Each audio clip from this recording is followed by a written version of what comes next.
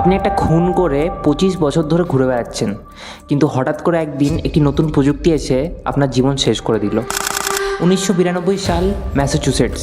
24 বছর বয়সী লিজা জিগার্ড একটি গিফট শপে নাইট সিকিউরিটি গার্ড হিসেবে কাজ করতেন, কিন্তু অনেকদিন ধরেই তার মনে হচ্ছিল যে কেউ যেন তাকে ফলো করছে।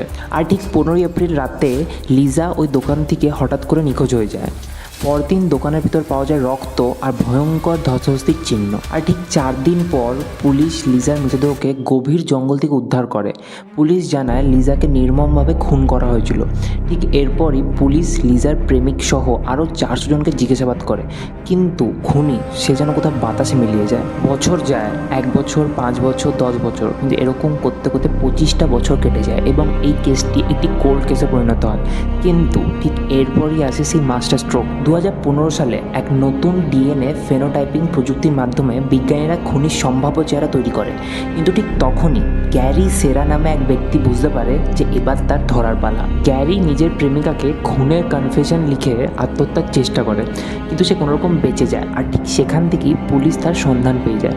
কিন্তু সবচেয়ে ভয়ঙ্কর ব্যাপার হলো, গ্যারি কোনো সিরিয়াল কিলার ছিল না। সে ছিল লিজার দোকানের একটি রেগুলার কাস্টমার। সে লিজার প্রতি এতটাই বাজেভাবে আচ্ছন্ন হয়ে পড়েছিল, যার ফলে সেই জঘন্যকর কাজটি করে।